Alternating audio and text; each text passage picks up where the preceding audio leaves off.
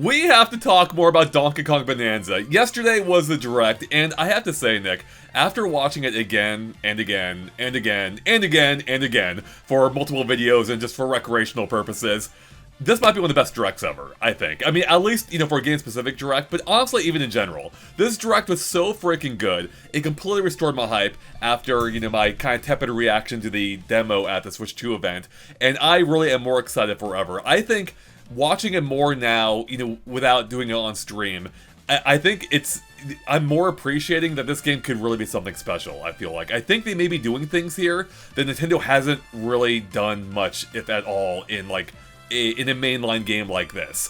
And I'm so excited. I mean, even beyond gameplay. I'm talking, story and character-based. I'm so excited for everything. And also, that freaking song, man. That song at the end of the trailer, it's just perfect. It is just perfect. But what's your reaction, Nick, after having some time to, think about everything?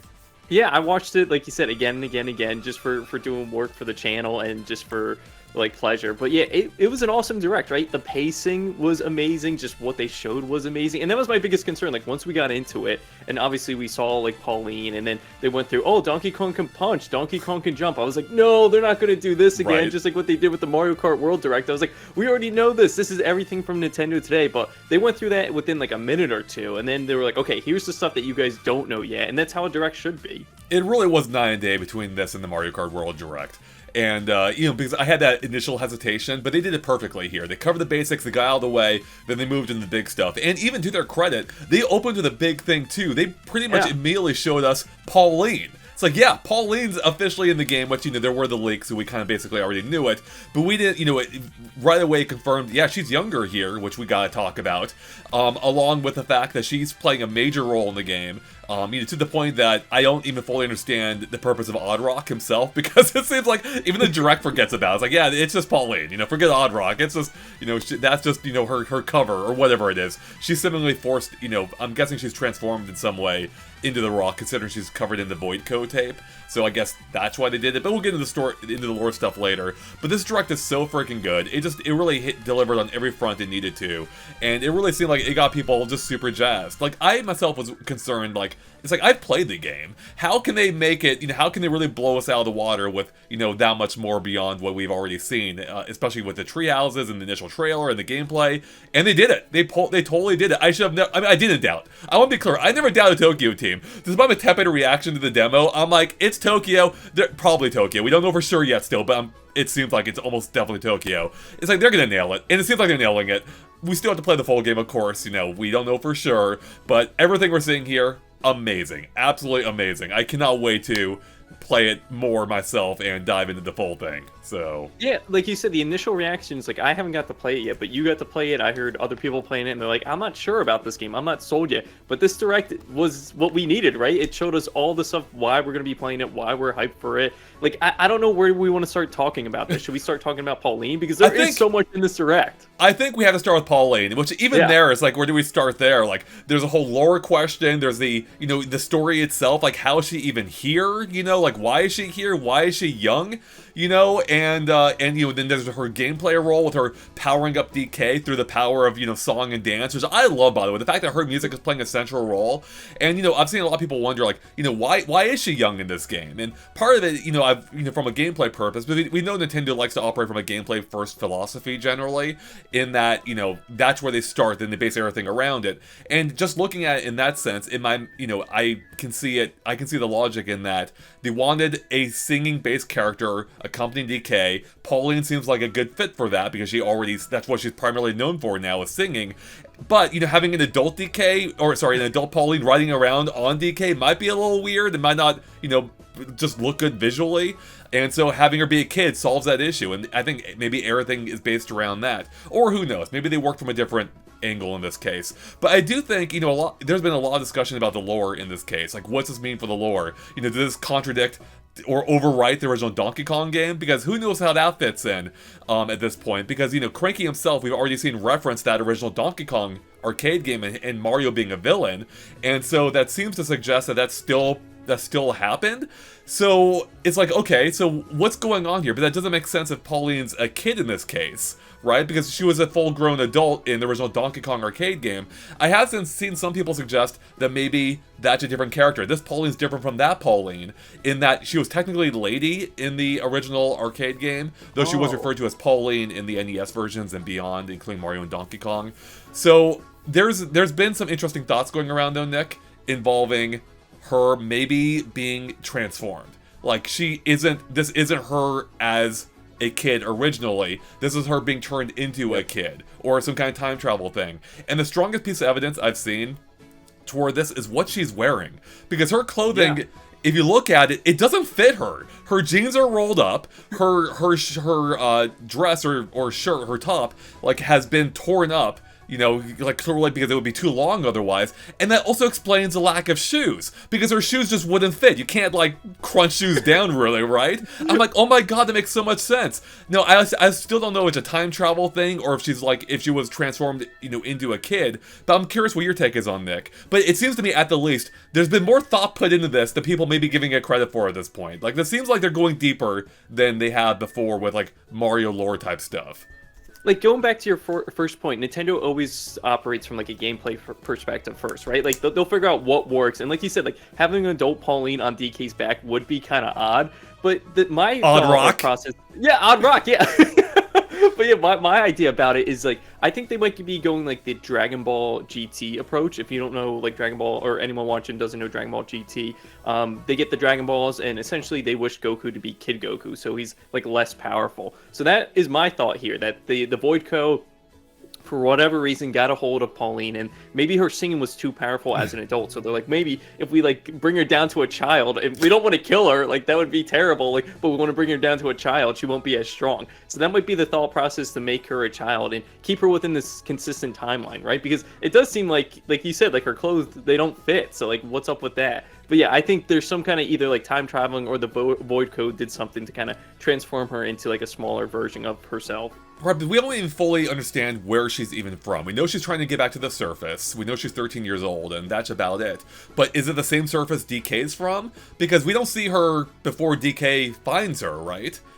We only see her in Odd Rock form, which... Because we know there's that storm that happens. Do we see her get sucked into it? I don't think we do, right? No, I think in the demo, what we saw in the treehouse, and I think what you played, like, once you're in Ingot Isle, whatever it's called, like, you find Odd Rock, like, in a cave or something, because she's, like, afraid or something. So that's the first time you see her in-game, I assume, unless they chopped up that scenario or the intro somehow. But yeah, you don't see her get pulled into the storm or anything. So she's already there from the beginning. Right, so, like, I mean, is it possible she came from, I mean, a different part of the world, or a different dimension even, or, you know, the future, and was pulled into the past, or whatever it is? Like, that's the thing. There seems to be a little bit more to this origin story that we don't fully know. But I do want to say, you know, I don't know how much we could talk lore forever, right? Yeah. And I don't know if it's really worth it, because at the end of the day, it's a Mario game, and they've never really been super consistent with that. Although, real quick, I have seen some people a little worried that, like, it overwrites the, you know, Mario's original origin story with Donkey Kong, but they never really fit in great anyway. And also, again, Cranky acknowledges it, so it doesn't seem like they're overwriting it. They're still acknowledging that within the context of this world. So I'm really curious to see how this ends up being, you know, what form the story ends up taking. And that really is more the point.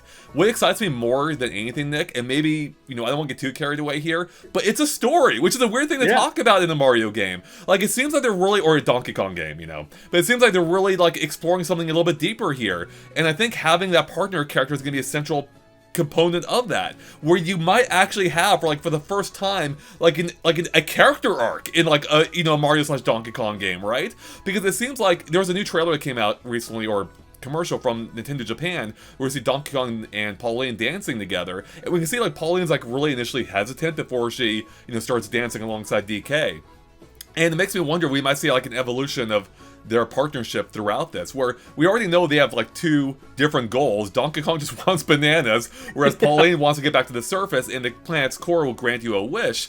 And, you know, and I don't know if it's a single wish. Like, do they just get a one wish? Do they have to decide who makes that wish? But I feel like there's going to be some kind of dynamic between these two, where, you know, they're gonna have to make a choice at some point, and they're, you know, they may end up getting separated. And we see this kind of hinted at in the song toward the end, you know, where we see them, grasping toward each other in a Tears of the Kingdom style way.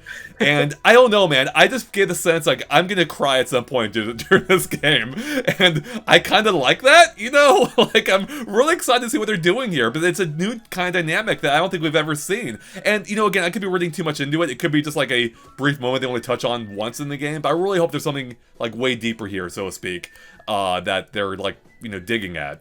Again, so to speak.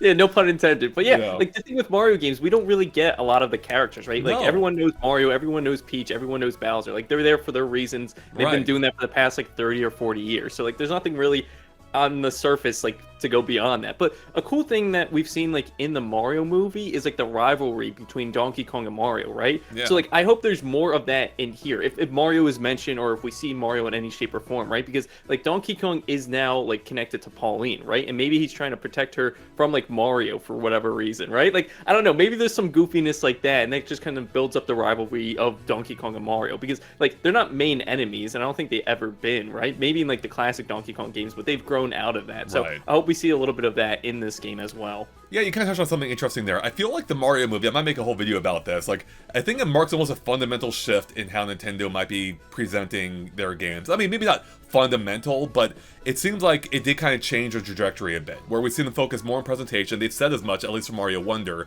though I think it's even clearer in Mario Kart World now. But also, like, the Mario movie, for as much as people might claim it doesn't have a story, it has so much more story than any actual Mario game to date, any mainline game at least. And I feel like that they may be incorporating elements of like that now into this game, because we rarely have had like a situation where you have a partner character the entire time, where you function as like a duo. The closest I can really think of is like Mario and Luigi, but that's kind of its own thing. And even there isn't really any character development. But here, we may actually be seeing that within the context of a platformer. It reminds me a little bit of, I don't know if you ever played, I think it was 2008's Prince of Persia, where you had like, you had the dynamic between the prince and the princess, I think it was, the entire time, and it was, I forget if he was a prince then. In any case, it was really interesting. You saw how the character development changed over the course of the game through gameplay. And this could be like Nintendo's version of that. I've seen other people make comparisons to other movies and games as well, but that's what I hope that there is here, that they are going to have an actual dynamic here that changes and evolves.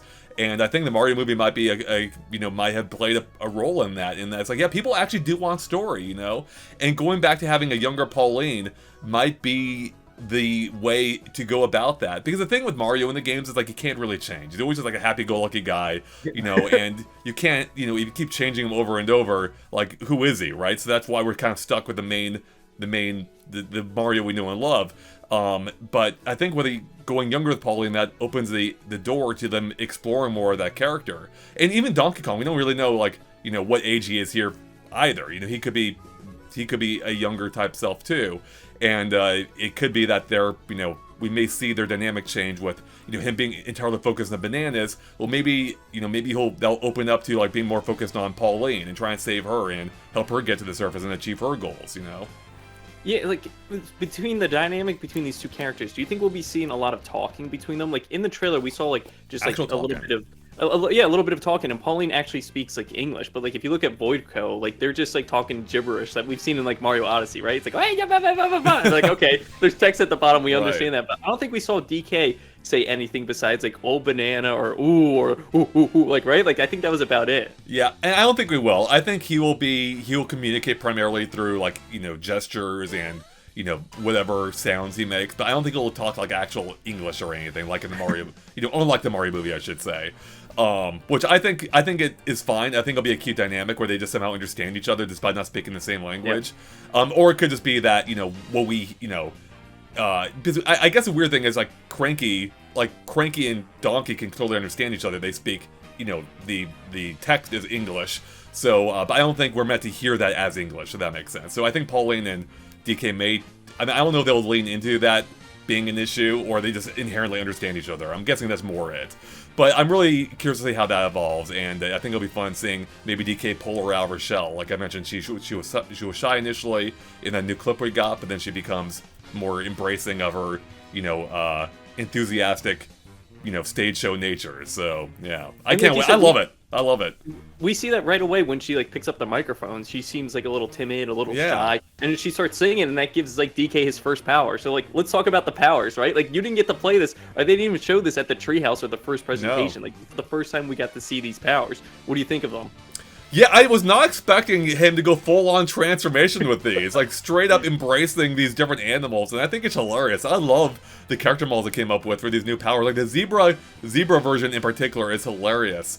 And yeah, and apparently you can activate these whenever you want to swap between the three, which is gonna make for some really dynamic and kind of crazy platforming, I feel like, and that you can go from like running on water to busting through all kinds of things, or flying in the air and like extend your your leaping and gliding capabilities, or giving you that at all. And yeah, I think it just really kind of it fully shows like the crazy zany nature of traversing in this game, including on top of the fact we know you can make your own platforms now too. Yeah. So yeah, it looks really just kind of like super dynamic and crazy. Like I'm really excited to see what you can do with that. Yeah, I got like Rampage vibes like right out of the gate. If you ever played like Rampage, where you play as like the giant monsters. And there's 3 characters in that game too. Yeah, there's 3 characters in that. Yeah, I don't remember their names, but yeah, you just go around destroying buildings. Like once I saw the transformations, like, oh, this is giving me total like 3D Rampage vibes right away. Man. But yeah, I'm hoping that we see a little bit more transformations, because 3, like you even said, like seems like an odd number. I'm not sure like what other animals we can get, because so far we have like the power with the monkey, the ostrich will allow us to fly, the zebra has speed, so maybe there's like a defensive one, maybe there's like I don't know. I'm trying to think of what else the other powers could be, or what other animals. Someone had suggested to me there could be an underwater power, because we haven't seen that. And we already know like there's a whole focus on the eels in the game, like the teleportation I think it was, right? Teleport. Yeah, we also know, like, I think you can swim in this game too in general. Yeah. And so yeah, it might make sense to have an underwater one. I think there were like tentacles elsewhere as well, so like that could suggest, yeah, maybe I don't know, maybe an octopus form or some kind of swimming form. But then also, Nick, you had another theory as well. You mentioned to me yesterday, where there've been some allusions to crocodile-like things in this game. I made a whole video yesterday where I saw there's like this plant-like thing that looks a little evocative of King K. Rool. So Nick, tell us your thought. Yeah, so like once we saw the vines or whatever in that stage, it did have green, it did have like the thorns or the nails like K. Rool. But I'm thinking that like K. Rool, if we haven't seen him yet, he could potentially be one of these elder gods that we find underground somewhere. And I'm thinking like there could be a crocodile transformation that we get for DK. Maybe that is the defensive one. Maybe that's a little bit slow and like stony or something. Maybe he's you like brutish roll in like the him. Smash, for Yeah, instance. Yeah, exactly. Yeah, something like that. But yeah, I mean, I hope again K. Rool is here in some shape or fashion. If it's that, or if it's a cameo or something. The only thing we got yesterday was the darn amiibo, right? Like that's all they showed. I know. Now that little tease of King K. Rool being there, but it's just a Smash amiibo, right?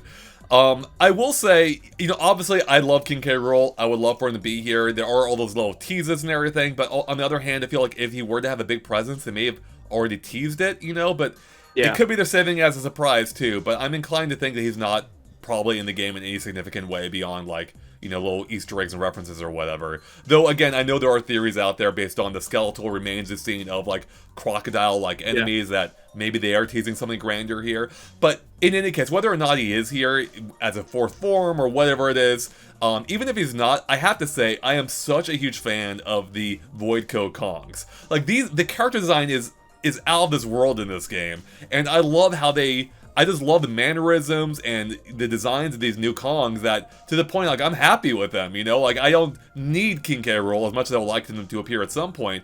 They just look amazing. You got the Grumpy Kong, you got the main Kong, you got Poppy Kong, and the way they move is just fantastic. Like, they've really given all of them these fantastic animations and how well they emote. And I really can't wait to take them on myself. I think we got teased a couple of battles with them, and I really, I want to see how those fully unfold.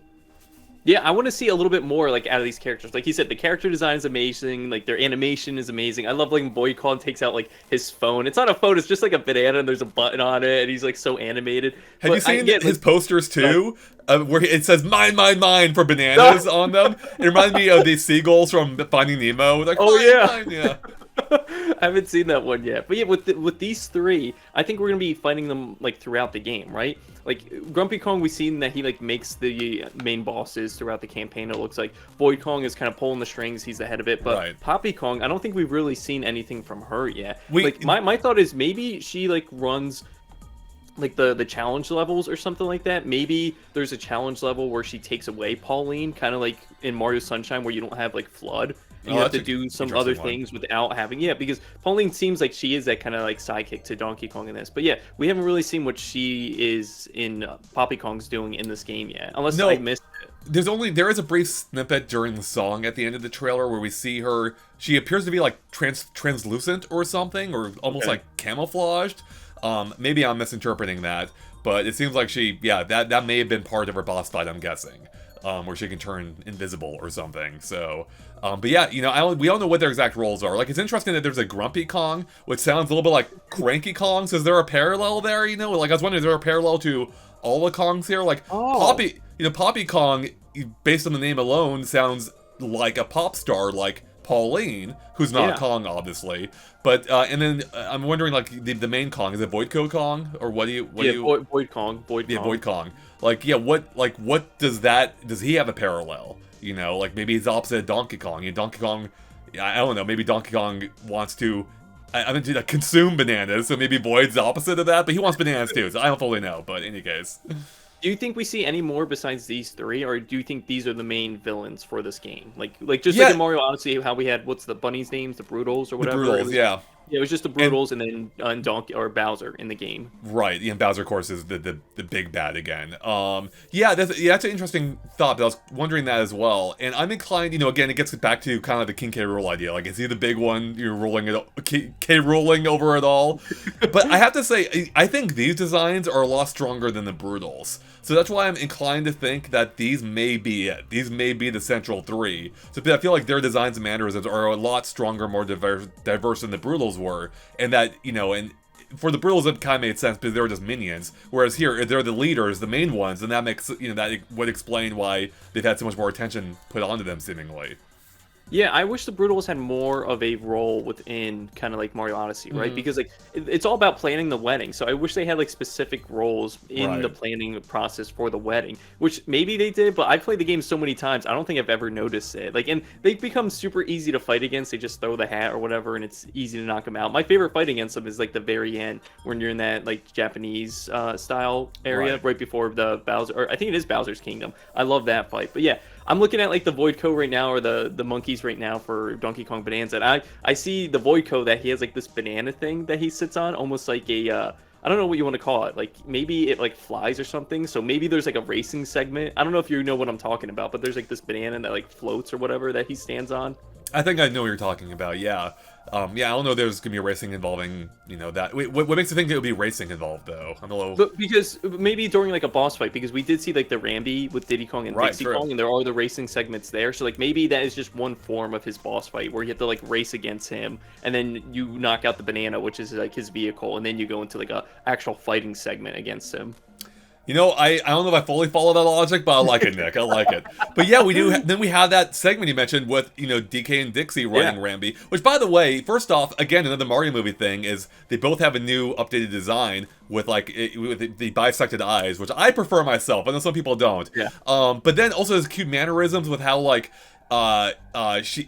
Diddy has his tail wrapped around Dixie to kind of help hold her or hold onto her. I didn't even notice that. On the Rambi. Yeah, it's like lots of, and he takes his hat off at one point, like a tip of the cap almost, to like Donkey Kong and Pauline. And it's just like this game is so freaking endearing. But then, yeah, you had the fact that, this is a challenge stage among several others. And it makes me wonder, do Diddy and Dixie play a bigger role here, and Rambi as well, or is it just in these challenge stages? I mean, I like that they're here regardless, but I do wonder if there's a greater context to it all. Context. I hope there is, and I hope there's a greater context with Cranky Kong, right? Because in the trailer, like they said, oh, Cranky's also going underground. I see him with the shovel and he's next to Rambi, but yeah, Rambi's with him too. Yeah, like, which I guess maybe he's part of the races, or maybe you'll race him at some point. But outside of that, it didn't seem like he had much of a role. The fact that Rambi exists alongside Cranky makes me think he'll serve a greater role outside of just the racing challenge. I feel like he's gonna be used in other purposes too. Like if they're out seemingly in the main level areas, right? Yeah. So he's digging alongside with you. So I'm inclined to think you can just use Rambi at points. He'll lend him to you, or you can borrow him or whatever, and you can go on a rampage, so to speak, as you mentioned earlier. I feel like there has to be more to it, right? And now I also wonder, could the other animal buddies be here? Someone pointed out to me on Twitter that, there's one point, like in the collection area where the fossils and stuff are, you can see ones for other Donkey Kong buddies, including like Winky the Frog, On Guard, and Shimmer, I believe, the fish with the flashlight, which is an odd one to reference. I think it was Shimmer. And I wonder, like, are they just fossils in this game, or are they actual buddies you can, like, find as well? And I don't know. That's the thing. There's so many mysteries surrounding this game still, which is interesting. Like, and I do think, it could tie into a larger story here, which is really interesting. Yeah, like you said, you did point out, or someone pointed out to you, that they are like icons at the top right of the screen, almost in the collectible area. So it'd be interesting to see, like, if they are fossils or if you can play as them. Again, like, if you can play as them, it'd be a little odd because, like, Donkey Kong has all these transformations now, right? So, like, it'd be kind of useless to use them again, unless they are part of, like, some challenge stages, just like Rambi, right? Because, like, Rambi, like we saw, is in that challenge stage with Diddy and Dixie Kong. But maybe you do get to use Rambi from Cranky Kong, like, in earlier the game before you get any of the power-ups. That would probably make the most sense to me, because again, like, these Bananza powers are just insane. They do so much. You can fly, you can run, you can just punch through anything. They're it's almost like God form of Donkey Kong. It really does, or Hulk form at the least. And we don't really quite exactly know yet when those powers come into play, right? Like, is it early game? Is it later in the game? We don't know. I mean, it can't be too late in the game, but they seem so powerful. But then there's, speaking of powerful, there's the fact that there's a whole, like, skill tree-like thing, which, looking at it more, it's not an actual skill tree, thankfully, that branches off as far as we can tell. It's more like there's different elements you can upgrade, and you can do it in seemingly any order, except for the ones you haven't unlocked yet, which I wonder how that works. Like, do those only appear maybe when you get those powers? Maybe that's why they're blocked off? Maybe it's related to the other, those Kong abilities we were just talking about, or... Yeah, I didn't think about that. And again, like, it is weird to see kind of like this skill tree or power-up system outside, like, in menus and like a platformer, right? Because we did talk about this on stream, where, like, you kind of all want to play the same because we want the game to be built for all of us in the same way. So, like, if I become, like, super powerful Donkey Kong, or you become more of, like, an adventurous Donkey Kong with your sonar, like, the game's gonna feel completely different, right? Like, which is cool, but again, like, we don't know how balanced the game is gonna be for all these, like, tweaks and turns for each Donkey Kong. That is a concern, right? Like, platformers generally excel on the fact that they are designed with these specific parameters in mind, right? But to this game's credit, it's a little bit more open than seemingly your typical, even 3D platformer to an extent. And, I have faith in Tokyo Team to figure it out. But I do have flashbacks specifically to freaking Sonic and the Secret Rings, where the game starts off controlling terribly. It feels bad.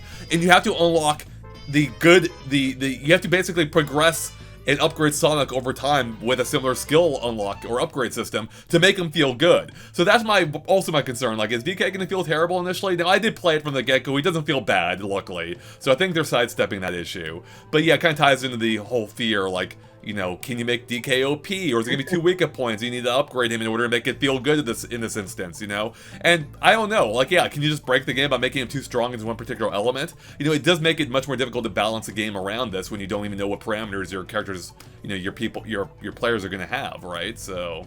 Yeah, and speaking of broken, like, when they showed off that 2-player mode, oh man, like, Pauline just shouting at the boss, like, the boss was going down in like a few hits, like, that was a major. Honestly, for me, I don't even consider it. Like, that's not how I'm gonna be playing. I'm glad it's there for those who will use it, especially for, like, people playing with their children, for instance. I can see it being great for that. As one who plays for the challenge and, the primary way in which the game seemed to have been designed, that doesn't seem like it. It really does seem like, in even more powerful form, how the Starbit shooter thing worked in Mario Galaxy, where you get a second player could, like, shoot enemies. Oh, you even grab and hold on to enemies and just freeze them in place.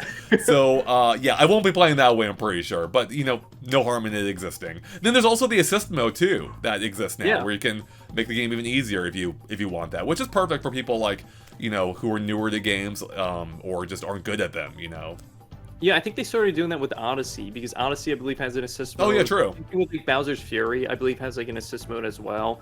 But yeah, like, speaking of, like, the power-ups and stuff, do you think we're going to see any power-ups for Pauline at all? Like, on the skill tree, it seemed like it was all Donkey Kong, right?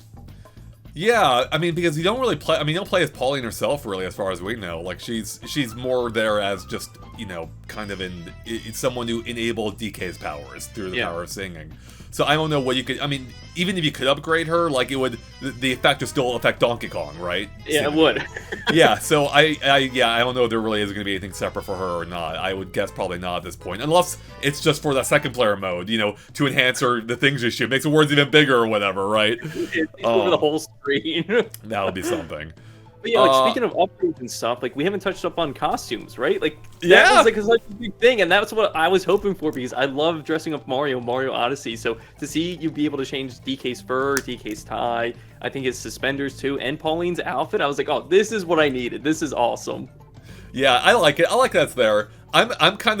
I'm like a purist in the sense that like I like my DK Mario to look like themselves, you know, like the lore version of in this game. So I'll probably stick with the original, but who knows? Maybe I'll have some fun there. I do like that exists. Some of the costumes are really cute. I like that, you know, Pauline has her own costumes too.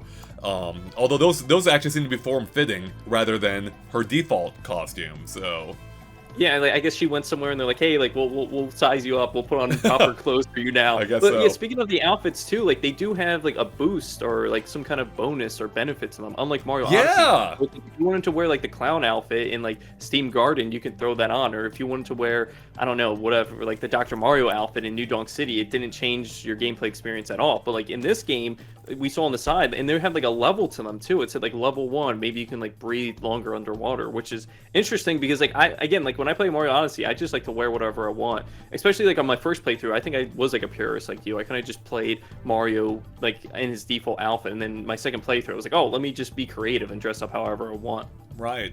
Yeah, that's kind of interesting. But like, again, it almost I almost worry that it overcomplicated things a bit because then you have the upgrade system already, then you have this costume system, but then it changes your stats, maybe not in a significant way, but we know that it does to some degree.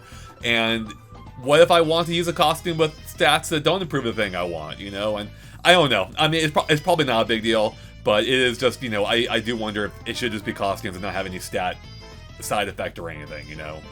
Yeah, it is interesting, again, like that they're making it this complex for whatever reason. Because, like, if I'm on the ice level, like, I probably should be using the ice outfit, right? Because maybe it'll help me skate, or maybe, like, I won't, like, freeze or lose health over time. But, like, if I want to wear, like, the fire outfit, or if I want to wear, like, the grassy outfit in the ice level, it might not make sense because of, like, the gameplay benefits, right? Yeah, pretty much.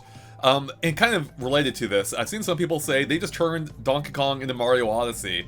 And, you know, I maybe it's me having played it too.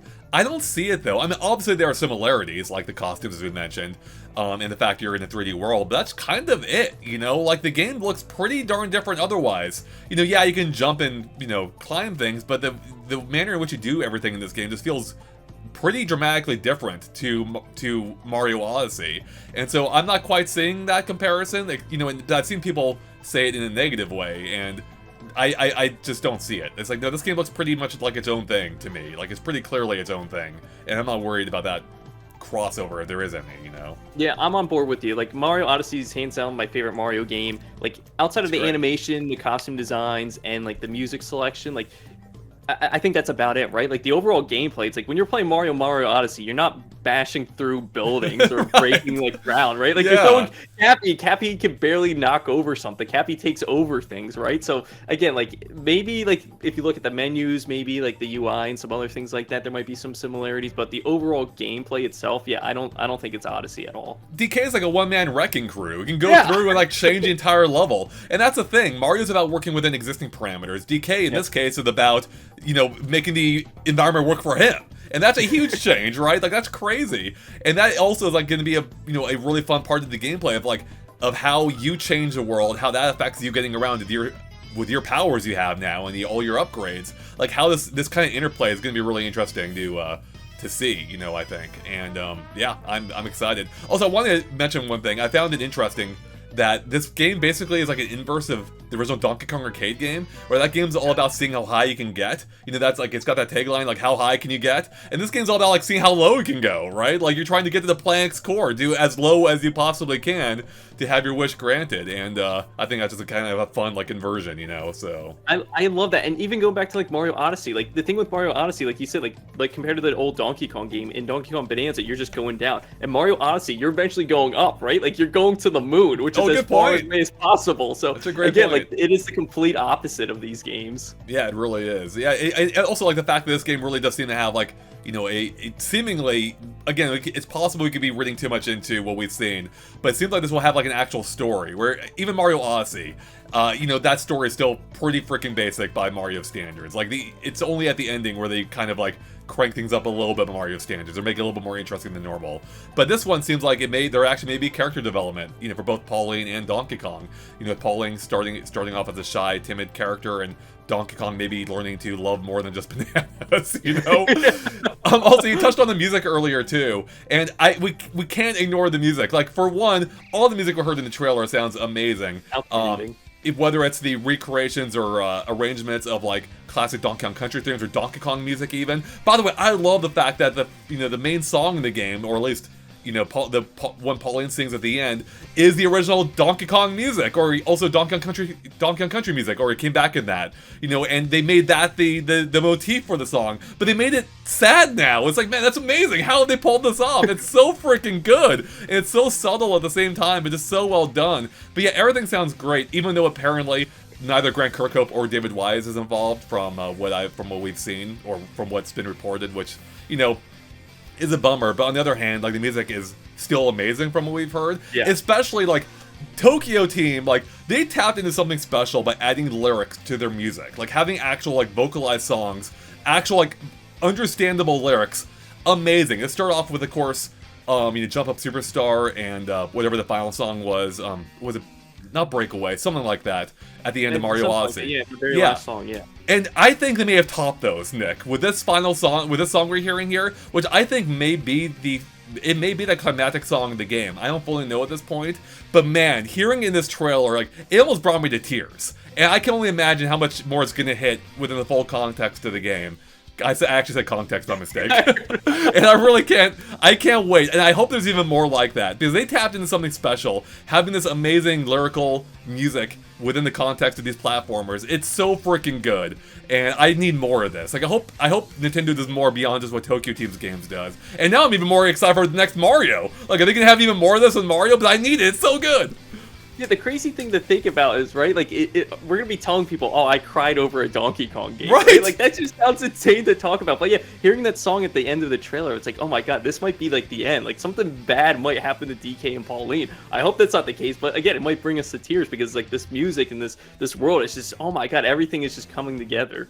It really, God, if this game operates anywhere near what, like, it seems like it is based on this trailer and the presentation, like, this could really be something special. I do want to call out, too, on my video I made showing the lyrics for the songs, as far as we were able to decipher, someone made an amazing comment of how, you know, they grew up with Donkey Kong and Mario and all that, and, like, you know, seeing this by itself, you know, also made him emotional. But then, as he was watching the trailer himself, his daughter came into the room and, like, started, like, realized, first off, she was already a huge fan of the Mario movie with Donkey Kong, and she loved Donkey Kong from that, and they've been listening to DK rap, like, every day, apparently, since then. And now she saw, you know, seeing the game with how emotive Donkey Kong is, and also she saw herself in Pauline, but she's also, like, I guess a similar age, and, like, had freckles as well. It was such a touching comment. It was an amazing comment, and how, like, you know, just how much that moved him, and I'm like, damn, that's making me emotional now just reading this. So that was an amazing comment, and man, did this game get hit on a level like that for people who grew up with Donkey Kong and those new to Donkey Kong?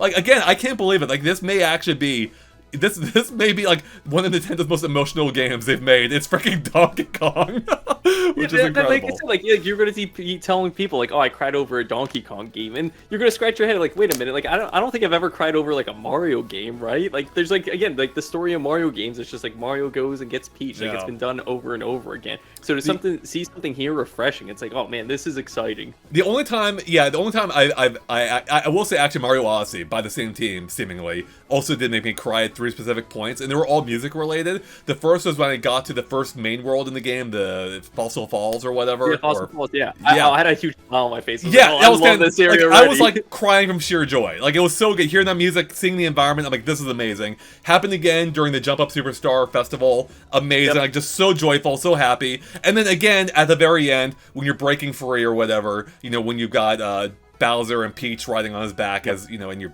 Mario spoilers, you know, as Bowser. That whole thing was amazing. The entire sequence was fantastic. And it seems like there's something this team is all tapped into. Part of it's nostalgia, parts of it is just amazing music, and part of it is like just like really great characterization with these characters we've known and loved for so many decades, that they are just hitting on a level that Nintendo hadn't quite up to this point. It's amazing. I can't wait to see the full meaning of everything in the final game. So yeah, I guess one more thing I have before we go. When do you think they started working on this game? Because like in Mario Odyssey and New Donk City, like there's so many references to Donkey Kong and Donkey Kong characters. But like at one point when I was playing Odyssey, I was like, oh, we're gonna run into Donkey Kong, you're gonna throw your cap at him and control him. But there's no Donkey Kong in that game whatsoever. So do we think they've been working on this like before Mario Odyssey, or at least in the early planning for Donkey Kong Bonanza? Yeah, so to clarify one thing, Donkey Kong technically does appear in the Jump Up Superstar part as a 2D sprite, and he is referenced to, of course, through the street signs and /or some of the dialogue. Like, I think there's a quiz where Pauline mentions that, or it's said that, you know, DK kidnapped Pauline. But yeah, otherwise he doesn't really appear in the actual form. I would guess it. I would assume this game started development after Odyssey. I don't think they had any plans for this game in mind at that point. Maybe they had a loose idea, but I think it started officially after.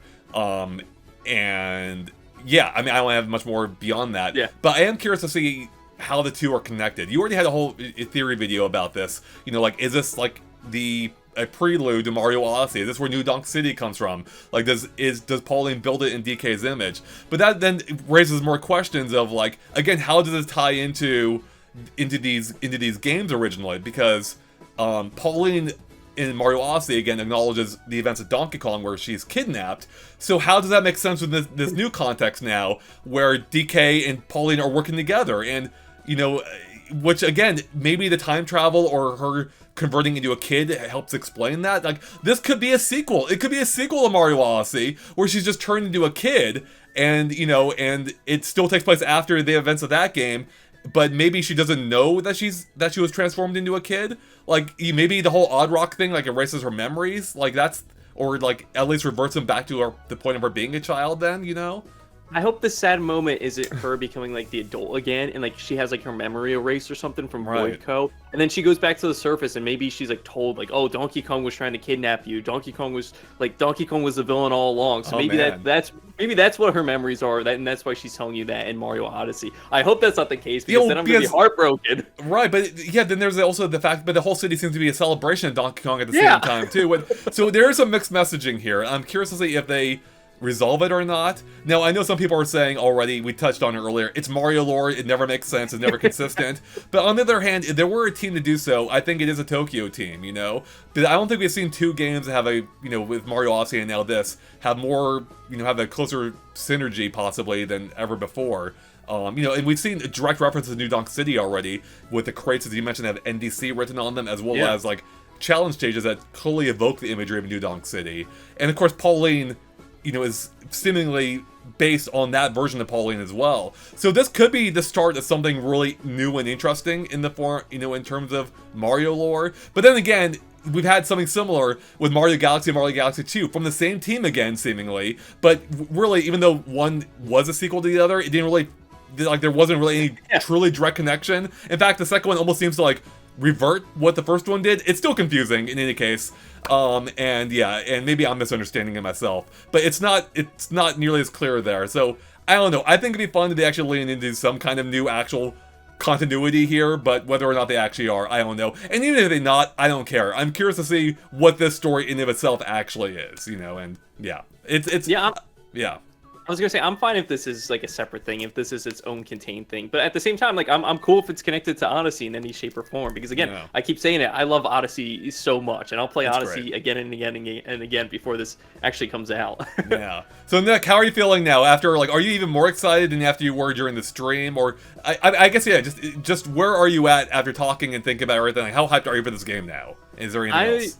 Before this, I was maybe at like what, like a 6 or a 7. Like I was excited just because I assumed like it was the Odyssey team making this, and Yeah. it looked cool, and it was like the next big like game coming out for Switch 2. But after seeing this direct, I'm like, oh, I'm basically at a 10 right now. Like I don't think I really need to see anything else. Like I'm completely sold on this game, from like all the little tidbits from Odyssey, like the clothing options, the music selection, to the power ups that you get to be, the zebra, the ostrich, like the world itself. Like I'm sold on it now. I can't wait to play it. Again, I have to say that presentation was amazing. One of the best directs I've ever seen. It's so good. It's just so fun, so joy-filled, and it teases things that, again, Nintendo hasn't really done much of before. Well, including, gameplay-wise, destructible environments, and then also story-wise with potential actual character development. So that all has me really excited. I'm still just slightly hesitant based on the gameplay experience I had, which I didn't love, but based on everything else they've shown here, I'm like, okay, there's probably... I think it's all going to work out in the end, and I'm so excited to see it. So my hype is honestly almost as high as it could be, especially for a Donkey Kong game. Like, this looks amazing. I can't wait to see more of it or play more of it, and yeah, it's looking like they may have something truly special in their hands here. So I really hope it all ends up working out in the end, because everything they've shown looks like they're nailing it, and I can't wait again to see it in full. So that's pretty much it, right, Nick? Anything else, or is that it? I think we covered everything, Yeah, right? we did. We talked about the costumes, the lore, music, the lore, gameplay. the changes. Oh, I guess one thing to point out, like, even that we saw the leak of, like, Pauline from Nintendo of Korea, like, I was so excited to see her there, right? Like, I was too. was crazy, and that's crazy to think about. Like, if we didn't know about her being leaked or whatever, like, that is huge, right? Because Yeah. Pauline's actually in another, like, mainline game, right? It is. So, yeah, just seeing that... I was thrilled to see her here again. And I guess another one more thing. We need those outfits for Mario Kart World. Where are the outfits for Donkey Kong and Pauline? They need to be here at some point now. They'll either be shadow dropped or they'll be in part of the next big direct. But yeah, I think they're coming soon, absolutely. So that's why they only have 2 costumes each. I think you're right, Nick. We're going to definitely see more. And yeah, the Pauline thing, I guess had it not been leaked, it would have been an even bigger surprise. I don't think it affected it too much, though. Seeing her within the context of this game, understanding it, and the relationship she has with Donkey Kong was, like, so much more meaningful than just the mere existence of her herself. And also, like, we weren't even for sure if she was a kid or not. Like, I think we were leaning in that direction, but better seeing that context, again, just makes way more sense. I keep saying context now. I'm broken, Nick. I've broken my own brain based on this. Anyways, we're going to wrap it up here. I think we're both super excited for this game now. Amazing direct. And yeah, I can't wait to see how this whole thing unfolds now. Gameplay-wise, story-wise, I'm so excited. I love it. So it's fun to see this new take on Donkey Kong and Pauline, and yeah, we'll see it to the end. So with that, everyone, thank you for watching. Stay tuned to GameXplain for more on Donkey Kong Bonanza. And Nick, where can people follow you at? Yeah, besides here on the channel, you can go to my personal channel. That's Steftendo, Steftendo. Go check it out. All right, there you have it, everyone. Thanks for watching. Let us know in the comments below what you think of Donkey Kong Bonanza, and we'll catch you later. Bye, everyone.